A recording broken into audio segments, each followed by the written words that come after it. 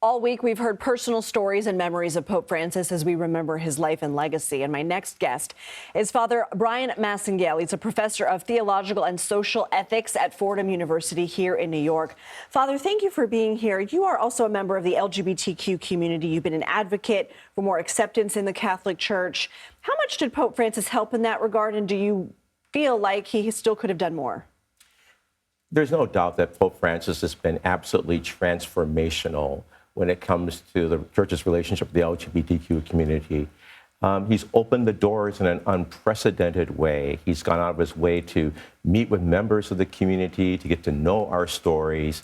I think that over this past week, I've heard more stories from people, gay members, lesbian members, trans members of the Catholic Church, who said that they felt seen by this Pope. They felt heard by this Pope.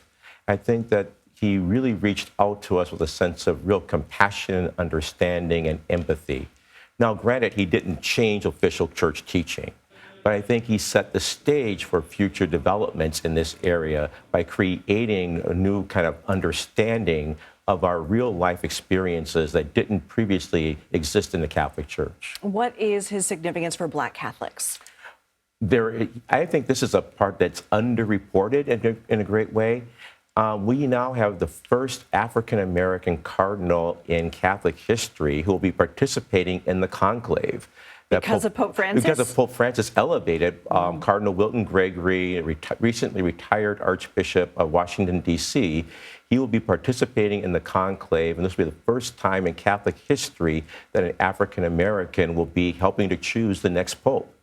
Also, wow. That's amazing. You're blowing my mind. That's amazing.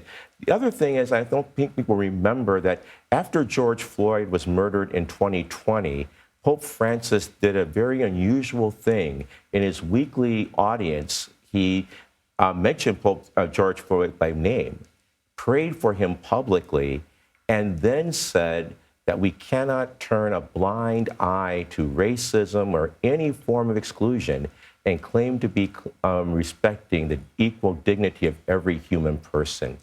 What he did was he cast racism as a life issue, and that was an amazing thing to have said.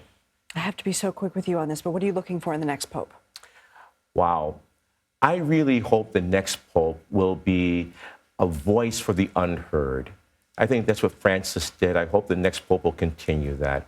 I hope the next pope will be a moral conscience for the world, because we really need that right now in this time of rising intolerance.